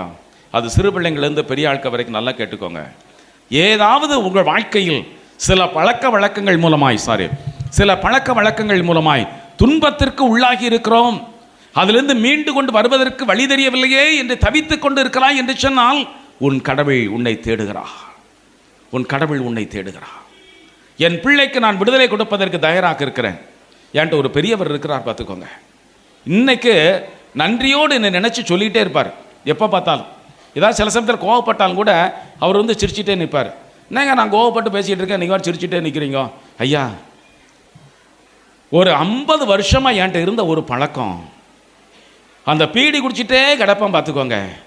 ஆனால் கடவுள் சார்பில் நீங்கள் கடவுள் உங்கள் சார்பாக பேசினது போல தோணுச்சு. ஒரே ஒரு நாள் நீங்கள் சொன்னீங்க, இனிமேல் பீடியை குடித்தேன்னா முன்னால் வந்து நிற்கக்கூடாதுன்னு சொன்னீங்க. அன்னைக்கு தூக்கி தூர போட்டேன். இன்னைக்கு 1 வருஷமாக நான் பீடி குடித்ததே இல்லை ஐயா. கடவுள் எனக்கு ஒரு பெரிய ஒரு சமாதானத்தை, ஆசீர்வாதத்தை கொடுத்திருக்கிறார். கடவுள் எனக்கு பெரிய ஒரு உடல் நலத்தை கொடுத்திருக்கிறார் என்று சொன்னால் கைதட்டி ஆண்டவருக்கு நன்றி செலுத்து. 50 வருஷம் ஒரு பழக்கத்திலிருந்து விடுபட முடியாதுன்னு சொல்லி நினைச்சிட்டு இருந்த அந்த ஒரு பெரியவர் கடைசியில் நினைச்சார், முடியும். அந்த முடியும் என்பது என்னால் அல்ல, அது கடவுளது சக்தியினால் ஆகும், கடவுளுடைய தேடலினால் ஆகும். என் அன்பார்ந்த சகோதர சகோதரிகளே, அடிமைப்பட்டு கிடக்கிறோம் என்று நினைக்கிறீர்களா? கவலைப்படாதீங்க, ஆண்டவர்கிட்ட ஒப்பு கொடுங்க. ஆண்டவர் உங்களை தேடுவதை உணர்ந்து கொள்ளுங்கள். உங்களுக்கு விடுதலை நிச்சயமாக உண்டு, விடுதலை நிச்சயமாக உண்டு. எந்த பழக்கமோ, அது குடிப்பழக்கமாக இருக்கலாம், கோபத்தினுடைய பழக்கமாக, சில நேரத்தில் ரொம்ப பெரிய கஷ்டமாக இருக்கிறது, எதுக்கெடுத்தாலும் சிடுன்னு விழுந்துருந்தேன் ஃபாதர், இல்லையா? ஆமாம், சில சமயத்தில் சொல்லுவாங்க, சில சமயத்தில் ரொம்ப கோபம் வந்துடுது ஃபாதர், என்ன பேசுகிறோம்னே தெரிய மாட்டாங்க. கோபம் வந்துச்சுன்னா நான் என்ன பேசுகிறேன்னு நினைக்க தெரியும். அன்பார்ந்த சகோதர சகோதரிகளை, அது மனசுக்குள்ள உங்களுக்கு வேதனை உருவாக்கக்கூடிய ஒன்று. நினைக்கிறீங்க இதெல்லாம் செய்யக்கூடாது, ஆனால் சில சமயங்களில் வெளியில் வர முடியாத சூழலை ஆண்டவர்கிட்ட ஒப்புக்கொடு. உன்னை தேடி வருகிற ஆண்டவரிடம் நீ ஒப்புக்கொடு. அது எத்தனை வருஷமாக அது பழகி போன ஒன்றாக இருந்தாலும் கடவுள் உன்னை தேடி வந்து உனக்கு விடுதலை கொடுப்பதற்கு தயாராக இருந்து கொண்டிருக்கிறான். அப்போ கடவுளுடைய தேடலுடைய மூன்றாவது தேடல் என்னது? விடுதலை தேடல். சத்தமாக சொல்லுங்க, சத்தமாக சொல்லுங்க. அன்பார்ந்தவர்களே, இதற்கெல்லாம் முத்தாட்பாய் நான்காவது கடைசியாக நம் ஆண்டவர் இயேசு கிறிஸ்துவின் மூலமாய் கடவுள் தேடினார். அதான் 2வது வாசகத்தில் வாசித்தோம். சரிதானே? அதை பற்றி இன்றைக்கி நிறைய பேசுகிறதுக்கு டைம் இல்லை. 2வது வாசகத்தில் இதுவரைக்கு பல்வேறு இறைவாக்கினர் மூலமாக பேசியவர் நாம் வாழுகின்ற இறுதி நாட்களில் தம் ஒரே மகன் இயேசு கிறிஸ்துவின் மூலமாய் தேடினார். இம்மானுவேல், அவரை நமக்காக அனுப்பி நம்மோடு இருப்பதற்காக அவர் வந்து மனித குலத்தை தேடி வந்திருக்கக்கூடிய நம் கடவுள். இயேசு செய்த புதுமைகள், அற்புதங்கள், அவர் சொன்ன வாக்குகள், இதெல்லாம் நமக்கு ரொம்ப ஞாபகம் இருக்கும்.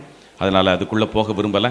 ஆனால் கடைசியாக இயேசுவின் மூலமாய் நம்மோடு இருப்பதற்காக வந்திருக்கக்கூடிய கடவுள், நம்மை தேடி இருக்கக்கூடிய கடவுள். அப்போ 4 காரியங்களை இன்றைக்கு மனதுக்குள்ளே வைத்துக்கொள்வோம். 1, நமது வாழ்க்கையினுடைய வெட்கம், பயத்திலிருந்து விடுதலை. சத்தமாக சொல்லுங்க. 2வது, புதிய கலாச்சாரத்தை நோக்கிய பயணம். சத்தமாக சொல்லுங்க.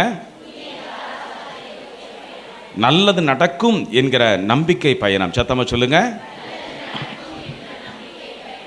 விடுதலையினுடைய பயணம். சத்தமாக சொல்லுங்க. தீமையிலிருந்து விடுதலை பயணம். சத்தமாக சொல்லுங்க. இதற்காகத்தான் கடவுள் நம்மை தேடிக்கொண்டு வருகிறான். கடவுள் தேடுதல் என்பது தனக்கு புகழ் சேர்ப்பதற்காக அல்ல, நமக்கு வாழ்வு கொடுப்பதற்காக, நமக்கு மகிமை சேர்ப்பதற்காக. எனவே கடவுளுடைய கரங்களுக்குள் நம்மை ஒப்பு கொடுத்து சிறப்பாக ஜெபிப்போம். ஆண்டவரே, பயம் இருக்கிறாது. பல சமயங்களில் வாழ்க்கையில் வெட்கப்பட்டு போனேன், கூனி குறுகி போய் நிற்கிறேன். ஆண்டவரே, என்னை தேடி வாரும் என்று கேளுங்கள். என் வாழ்க்கையில் நம்பிக்கை இழந்து போனேன், எது நல்லது எது கெட்டது என்று தெரியாத ஒரு கலாச்சாரத்துக்குள் வாழ்ந்து போனேன். ஆண்டவரே, என்னை தேடி வாரும் என்று கேளுங்கள். ஆண்டவரே, பல்வேறு காரியங்களுக்கு பழக்கப்பட்டு போய் அடிமைப்பட்டு கிடக்கிறேன், என்னை விடுவிக்க வாரும் என்று கேளுங்கள். ஆண்டவர் தேடுதலினுடைய பயணம். கடவுள் தேடலுக்கு குறிக்கோள் உண்டு. நாம் வாழ்வு பெற வேண்டும் என்கிற ஒரே ஒரு குறிக்கோள். அந்த கடவுள் உங்களை என்றைக்கும் ஆசீர்வதித்து நமது பாதுகாவலராகிய புனித அந்தோனியாருடைய நிறைவான பரிந்துரையின் மூலமாய் நிறைநல் வாழ்வை நோக்கி வழிநடத்தி செல்வானாக. ஆமென். எழுந்து நின்று நமது மன்றாட்டுக்களை இறை பார்த்து சமர்ப்பித்து நாம் சிறப்பாக ஜெபிப்போம்.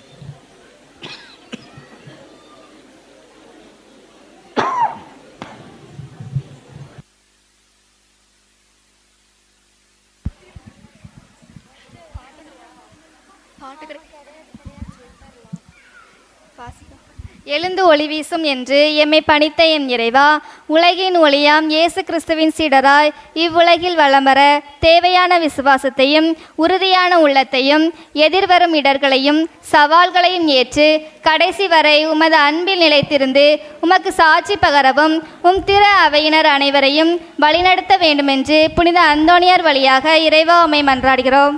எல்லாம் வல்ல இறைவா, எங்கள் மன்றாட்டை கேட்டருளும். உம் கண்களை உயர்த்தி உன்னை சுற்றிலும் பார் என்று அழைத்த எம் இறைவா, எங்கள் தேடலின் பார்வை சிறுவட்டத்துக்குள் அடங்கி விடாமல் நீர் படைத்த உலகில் வாழும் அனைத்து மக்களையும் உம்மை போல் அன்பு செய்யவும், ஏழை எளியோர் முதியோர் மற்றும் ஆதரவற்றவர்களை அரவணைத்து அவர்கள் வாழ்வு உயர நாங்கள் உழைத்திட வரமருள வேண்டும் என்று புனித அந்தோணியார் வழியாக இறைவா உம்மை மன்றாடுகிறோம். எல்லாம் வல்ல இறைவா, எங்கள் மன்றாட்டை கேட்டருளும். கருணையின் இறைவா, எங்கள் விவசாயத்திற்கு ஏற்ற நல்ல மழையை பொழிந்து விளைநிலத்தை குளிதர் செய்ததற்காக உமக்கு நன்றி கூறுகிறோம். மேலும் எங்கள் விளைநிலம் 30 மடங்கு 60 மடங்கு 100 மடங்கு என விளைச்சலை தர அருள் புரிய வேண்டும் என்று புனித அந்தோணியார் வழியாக இறைவா உம்மை மன்றாடுகிறோம். எல்லாம் வல்ல இறைவா, எங்கள் மன்றாட்டை கேட்டருளும். சமாதானத்தின் உச்சை எம் இறைவா, எம் ஊருக்கு நீர் செய்த நன்மைகளுக்கு நன்றி கூறுகிறோம். உம் விண்ணப்ப குரல் என் செவிகளுக்கு எட்டியுள்ளது என்று மொழிந்தவரே, எம் மக்களின் எண்ணங்கள் மற்றும் ஏக்கங்களை கண்ணோக்கி அவர்களுக்கு பதில் மொழி கூறவும் அவர்கள் உண்மை தேடும் பயணத்தில் ஈடுபடவும் வரமருள வேண்டுமென்று புனித அந்தோணியார் வழியாக இறைவா உம்மை மன்றாடுகிறோம். எல்லாம் வல்ல இறைவா, எங்கள் மன்றாட்டை கேட்டருளும். மருத்துவருக்கெல்லாம் சிறந்த மருத்துவரே எம் இறைவா, மருத்துவமனையிலும் இல்லங்களிலும் உடல் நலமின்றி வாழும் ஏழை எளிய மக்களுக்கு நல்ல உடல் சுகமும் குழந்தை பாக்கியம் இல்லாத தம்பதியருக்கு குழந்தை வரம் வேண்டியும் புனித அந்தோணியார் வழியாக இறைவா உம்மை மன்றாடுகிறோம். எல்லாம் வல்ல இறைவா, எங்கள் மன்றாட்டை கேட்டருளும். இரக்கத்தின் ஆண்டவரே, நம்பிக்கையோடு மது திருமண் கொண்டு வந்திருக்கக்கூடிய மன்றாட்டுகளுக்கு தயவாய் செவி கொடும். எங்களை தேடி வருகிற தெய்வமாய் எங்களுக்குள் ஒருவராய் நீர் வாழ்வதற்காக உமக்கு நன்றி. தொடர்ந்த உமது தேடலினுடைய உட்பொருளை நாங்கள் எங்கள் வாழ்க்கையில் உணர்ந்து தொடர்ந்து நாங்கள் பயணிக்கவும் உமது கரம் பற்றி என்றைக்கும் நாங்கள் வாழவும் தயவாய் கிருபை புரியும். திருவிழாவை ஆரம்பித்திருக்கக்கூடிய திருமலாபுரம் ஊரை சார்ந்திருக்கக்கூடிய எல்லா பிள்ளைகளையும் எல்லா குடும்பங்களையும் உமது கரத்தில் ஒப்புக் கொடுக்கிறோம். ஆசீர்வதித்து நீர் என்றைக்கும் உயர்த்துவீராக. வாழ்க்கையினுடைய நிறைவை நாங்கள் கண்டுகொள்ளும்படியாய் உமது ஆவியினுடைய அபிஷேகத்தினால் எங்களை நிரப்புவீராக. ஆசீர்வதியும் பொறுப்பேற்று வழி நடத்தும் எங்கள் ஆண்டவரும் இரட்சகருமாகிய இயேசு வழியாய் உம்மை கெஞ்சி மன்றாடுகின்றோம். ஆமென்.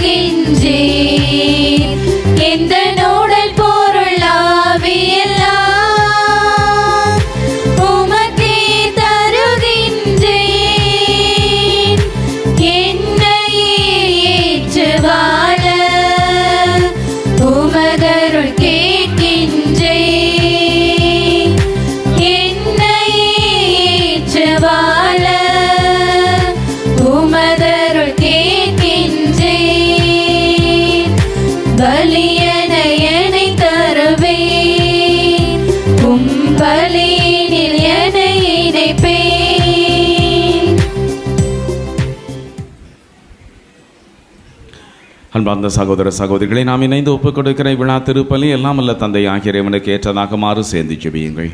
ஆண்டவர் தம் திருப்பெயரின் புகழ்ச்சிக்காகவும் மாட்சிக்காகவும் தமது நன்மைக்காகவும் புனித திரு அவை அனைத்தின் நலனுக்காகவும் உமது கையில் இருந்து இப்பலியை ஏற்றுக்கொள்வாராக. இறைவா, புனித அந்தோணியாரின் விழாவில் நாங்கள் உளம் கனிந்து செலுத்துகிற இப்பலி உமக்கு உகந்ததாய் இருப்பதாக. அவரது அறிவுரைப்படி எங்களையே முழுவதுமாக உமக்கு அளித்து உம்மையே புகழ்ந்தேத்தச் செய்தருள்வீராக. எங்கள் ஆண்டவர் இயேசு கிறிஸ்து வழியாக உம்மை மன்றாடுகின்றோம். ஆண்டவர் உங்களோடு இருப்பாராக. உம் ஆன்மாவோடும் இருப்பாராக. இதயங்களை மேலே எழுப்புங்கள். ஆண்டவரிடம் எழுப்பியுள்ளோம். மீட்பராகிய ஆண்டவருக்கு நன்றி கூறுவோம். அது தகுதியும் நீதியும் ஆனது. ஆண்டவரே, தூயவரான தந்தையே, என்றும் வாழும் எல்லாம் வல்ல இறைவா,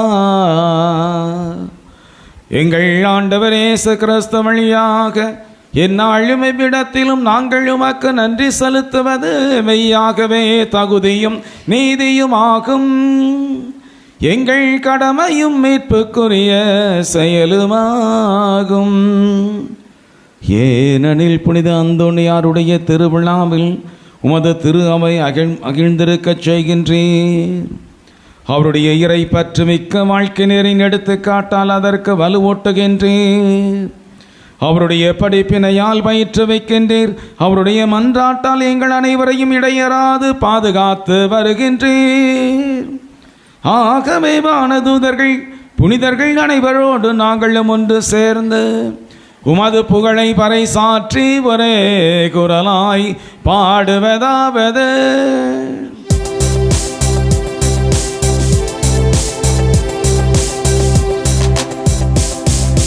தூயவர் தூயவர் தூயவர் வான்படைகளின் கடவுளாம் ஆண்டவர்.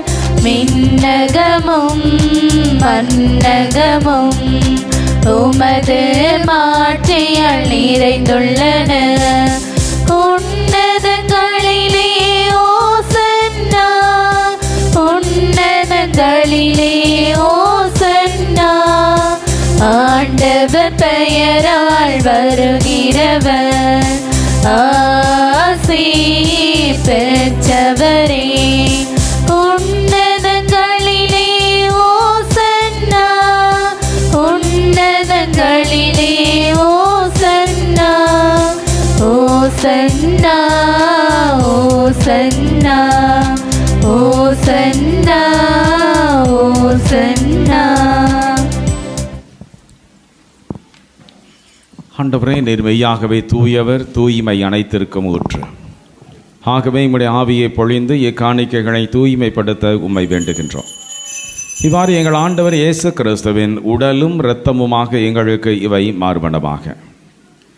அவர் பாடுபட உளம் கனிந்து தம்மை கையளித்த போது அப்பத்தை எடுத்து உமக்கு நன்றி செலுத்தி வாழ்த்துரைத்து தம் சீடர்களை கழித்து கூறியதாவது: அனைவரும் இதிலிருந்து பெற்று உண்ணுங்கள், ஏனெனில் இது உங்களுக்காக கையளிக்கப்படும் என் உடல்.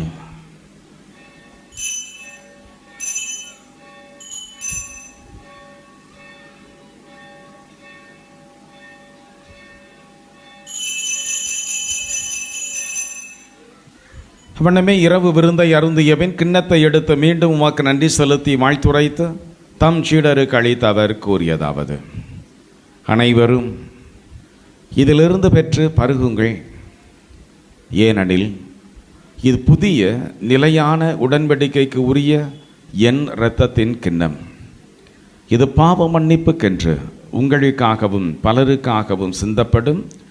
இதை என் நினைவாக செய்யுங்கள்.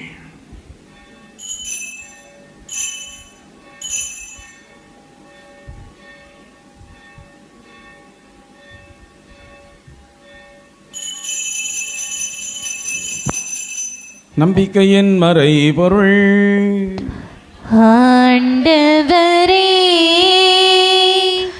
நீர் வருமளவும் உமது இறப்பினை அறிக்கையிடுகின்றோம். உமது உயிர்ப்பினையும் எடுத்துரைக்கின்றோம். ஆகவே ஆண்டவரே, நாங்கள் கிறிஸ்துவின் இறப்பினையும் உயிர்ப்பை நினைவு கூர்ந்து வாழ்ந்து தரும் அப்பத்தையும் மீட்பளிக்கும் கிண்ணத்தையும் உமக்கு ஒப்புக் கொடுக்கின்றோம். உம் திருமண் நின்று ஊழியம் புரிய தகுந்தவர்கள் என எங்களை ஏற்றுக்கொண்டீர். எனவே உமக்கு நன்றி செலுத்துகின்றோம். மேலும் கிறிஸ்துவின் உடலிலும் இரத்தத்திலும் பங்கு கொள்ளும் எங்களை தூய ஆவியார் ஒன்று சேர்க்க வேண்டுமென உம்மை தாழ்மையுடன் மன்றாடுகின்றோம். ஆண்டவரே, உலகம் முழுவதும் பரவி இருக்கும் அது திரு அவையை நினைவு கூர்ந்தருளும். சிறப்பாக எங்கள் திரு தந்தை பிரான்சிஸ், எங்கள் ஆயர் அந்தோணிசாமி, உமது அன்பின் குழந்தைகள் குறிப்பாக ஏதோ தூய் அந்தோணியாருடைய கொடியேற்றத்தை சிறப்பான முறையில் ஆரம்பித்து இந்த ஆண்டு இந்த பெருவிழாவை ஒப்பு கொடுத்து ஆண்டவரே உமக்கு அன்பிற்குரிய குழந்தைகளாய், நன்றிக்குரிய குழந்தைகளாய், வாழ்நாள் முழுவதும் உமது பேரன்பை உணர்கின்ற குழந்தைகளாய் வாழ்வதற்காக உழைத்து கொண்டிருக்கிற அத்தனை அன்பு உள்ளங்களையும் ஏதோ இந்த நாளிலே உருக்கத்தோடு ஒப்பு கொடுக்கிறோம். குறிப்பாக ஏதோ இந்த ஊரில் இருக்கிற உமது அன்பு குழந்தைகள் அத்தனை பேரும், ஏதோ அந்த ஊரை சார்ந்திருக்கிற அத்தனை அன்பு குழந்தைகளையும் நேர்தாமே சிறப்பான முறையிலே ஆசீர்வதித்து உம்முடைய பெருங்கருணையாலும் பேராற்றலாலும் வழி நடத்துவீராக. இத்திருவிழாவை முன்னிட்டு தொடர்ந்து வருகிற நாட்களிலே எங்கள் குடும்பங்களிலே அமைதியும் சமாதானமும் தொழில் வளர்ச்சிகளும் நோயற்ற ஒரு சுகமான ஆரோக்கியமான வாழ்வும் வேண்டும் என்று நிலைத்திருக்கிற குழந்தைகளுக்கு அந்த அருளை தந்திரலும். குடும்பத்திலே அமைதியும் சமாதானமும், குறிப்பாக கடன் பிரச்சனைகள் தீர்வதற்கு தேவையான புதிய தொழில் முயற்சிகளை கரம் நீட்டுவதற்கும் உம்மை நோக்கி ஜெபித்துக் கொண்டிருக்கிற குழந்தைகளுக்கு அருளும் ஆசீரும் நிறைவாய் தந்திரலும். இந்த நாளை சிறப்பு செய்து கொண்டிருக்கிற 10ஆம் வகுப்பு 12ஆம் வகுப்பு படிக்கிற குழந்தைகள் இதோ சிறப்பான முறையிலே வெற்றி பெற வேண்டும் என்பதற்காகவும், அறிவின் வெளிச்சம் அவர்களது உள்ளத்திலே நிறைந்திருக்க வேண்டும் என்பதற்காகவும், அரசு தேர்வுகளிலே வெற்றி பெற்று இதோ சிறப்பான வேலை வாய்ப்புகளை நிறைவான முறையிலே பெற்றுக்கொள்ள வேண்டும் என்பதற்காகவும், உயர் கல்விகளிலே வெளிநாட்டு படிப்புகளிலும் வெளிநாட்டு வேலைகளிலும் உயர்ந்து நிற்பதற்கு தேவையான அருளையும் ஆற்றலையும் ஏதோ அந்த ஊரிலே உமது அன்பு குழந்தைகள் கல்வியினால் பெற்றுக்கொள்ளுகிற அருளையும் ஆசிரையும், அரசாங்க உத்தியோகங்களிலே நிலைத்திருக்கிற உயர்ந்திருக்கிற அருளையும் ஆசிரையும் இந்த நாளிலே நீர் விண்ணகத்தை மழை என பொழிந்து உமது அன்பு குழந்தைகளுக்கு தூய் ஆவியை தந்து அந்த ஞானத்திலே வளரச் செய்ய வேண்டும் என்பதற்காகவும் நம்பிக்கை நிறைந்த இதயத்தோடு ஜெபிக்கிறோம். தந்தையே, உயிர் தழுவோம் என்கின்ற எதிர்நோக்குடன் இறந்த எங்கள் சபையிலே வாழ்ந்து இறந்தவர்கள், எங்களுக்காக உழைத்த அருள் தந்தையர்கள், அருள் சகோதரிகள், இன்னும் எங்களுக்காக வாழ்ந்து இறந்த எங்களுடைய சகோதர சகோதரிகள் அத்தனை பேரையும் உமது திருமுக ஒளியினுள் ஏற்றுக்கொள்ளும். எங்கள் அனைவர் மீதும் இரக்கமாயிரும். கடவுளின் கன்னித்தாயான புனித மரியா, அவருடைய கணவரான புனித யோசேப்பு, புனித திருத்தூதர்கள், இவ்வுலகில் உமக்கு உகந்தவராய் இருந்த புனிதர் அனைவருடனும் நாங்கள் நிலை வாழ்வில் பங்கு கொள்ளும் தகுதி பெற்று உம் திருமகன் இயேசு கிறிஸ்து வழியாக உம்மை புகழ்ந்தேத்து வரமருள உம்மை மன்றாடுகின்றோம்.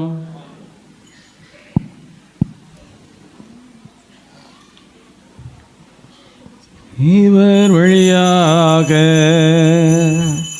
இவரோடு இவரில் எல்லாம் வல்ல இறைவனாகிய தந்தையே, தூய ஆவியாரின் ஒன்றிப்பில் எல்லா புகழும் ஆட்சியும் என்றென்றும் உமக்கு உரியதே.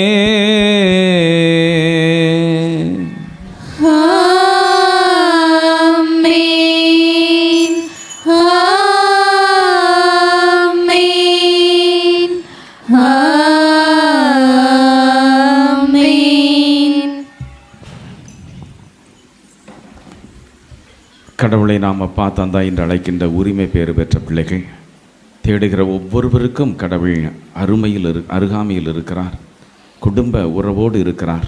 யார் கோடி அற்புதம் செய்தார் என்றால் நற்கருணை ஆண்டவருடைய வல்லமை. அதே நற்கருணை ஆண்டவர் தான் நம் உள்ளத்திற்குள் வந்திருக்கிறார். அந்த ஆண்டவருக்கு நாம் நன்றி செலுத்துவோம்.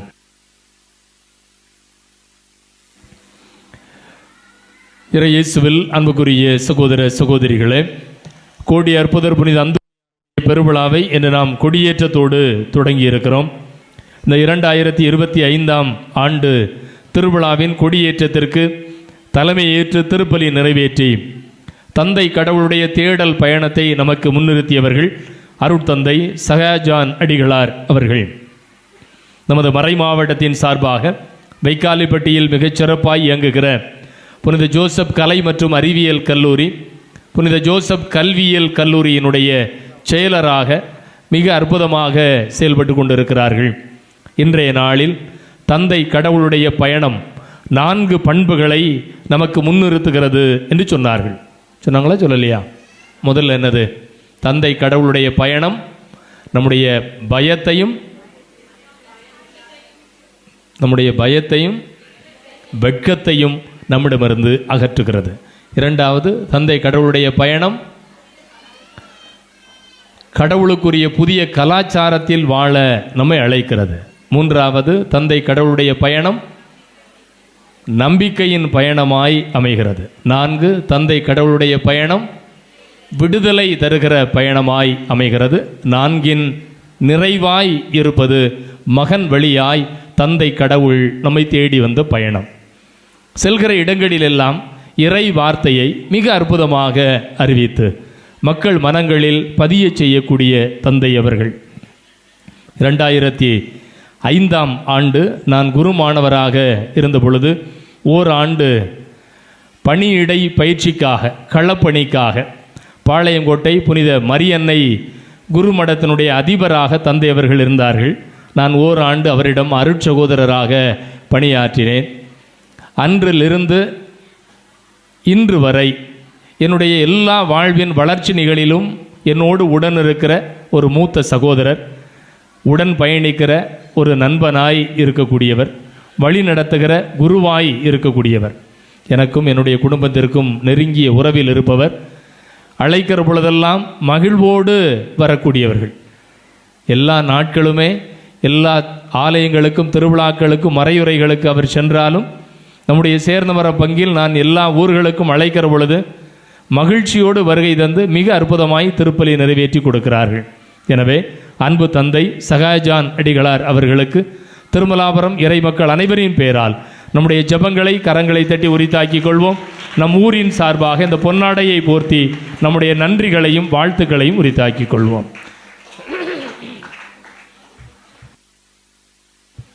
இன்றைய முதல் நாளில் நம்மோடு இணைந்திருப்பவர்கள் நம்முடைய மண்ணின் மைந்தர் அருட்தந்தை பீட்டர் அல்போன்ஸ் அவர்கள். திருவிழாவினுடைய 12ஆம் திருவிழாவின் போது மண்ணின் மைந்தர்களுக்கென்ன ஒரு நாள் திருவிழாவை நாம் சிறப்பிக்கிறோம்.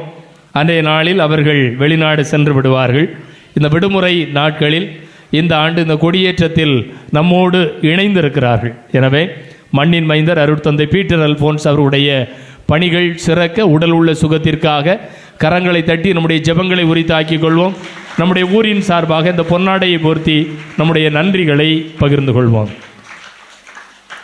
எப்பொழுதுமே நம்மோடு உடன் இருக்கக்கூடியவர், நம்முடைய மகிழ்ச்சியில் பங்கெடுக்கக்கூடியவர்கள், நம்முடைய சேர்ந்தமரம் பங்கினுடைய முன்னாள் பங்கு தந்தை, தற்போது சுரண்டை அற்புத சுரங்கத்தினுடைய திருத்தல அதிபர் அருட்தந்தை புதுமை ஜோசப் ராஜன் அவர்கள்.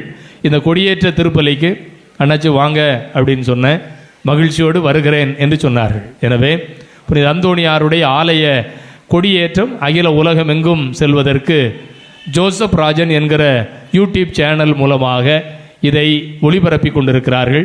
அழைக்கிற பொழுது மகிழ்வோடு வந்த அன்பு தந்தை புதுமை ஜோசப் ராஜன் அவர்களுக்கு நம் ஊரின் சார்பாக இந்த பொன்னாடையை போர்த்தி நம்முடைய நன்றிகளையும் ஜெபங்களையும் வாழ்த்துக்களையும் உரித்தாக்கிக் கொள்வோம்.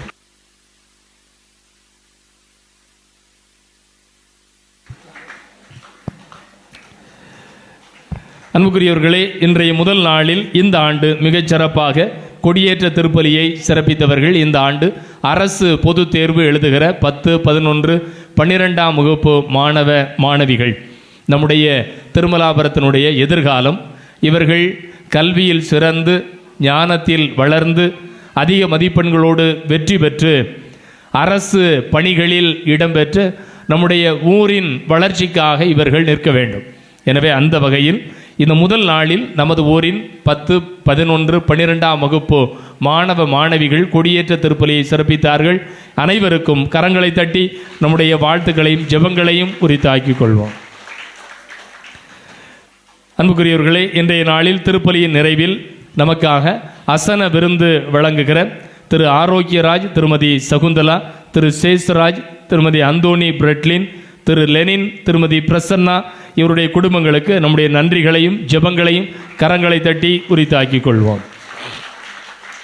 அன்புக்குரியவர்களே, தொடக்கத்தில் சொன்னதைப் போல இந்த ஆண்டு திருவிழாவின் ஒவ்வொரு நாளிலும் பயணத்தை குறித்து சிந்திக்கிறோம்.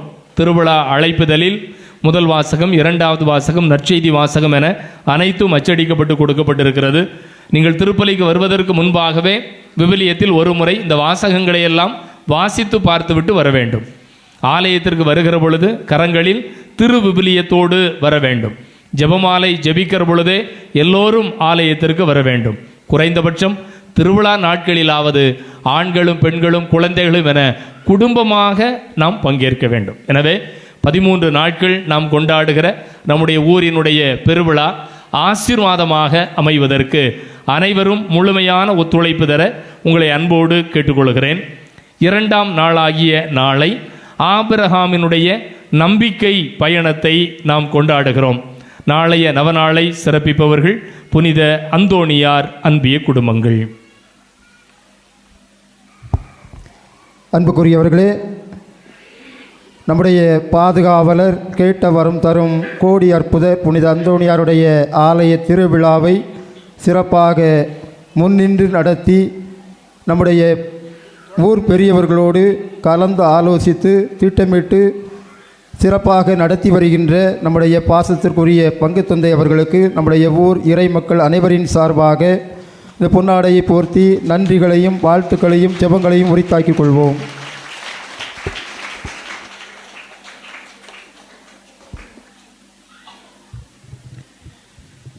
மன்றாடுவோமாக.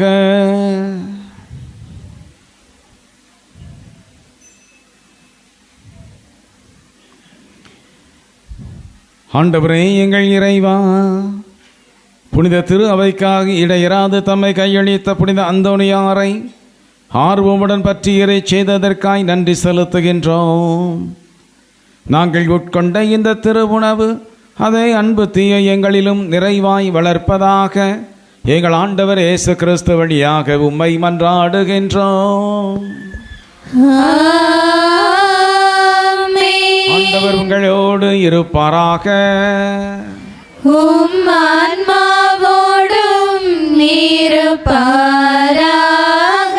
எல்லாம் வல்ல இரக்கமுள்ள இறைவன் தந்தை மகன் தூய ஆவி நம் அனைவரையும் என்றும் ஆசீர்வதிப்பாராக. இறைவனின் அன்பிலும் சமாதானத்திலும் மகிழ்ச்சியோடு சென்று வாருங்கள். திருப்பலி நிறைவேறிற்று. இறைவனுக்கு நன்றி.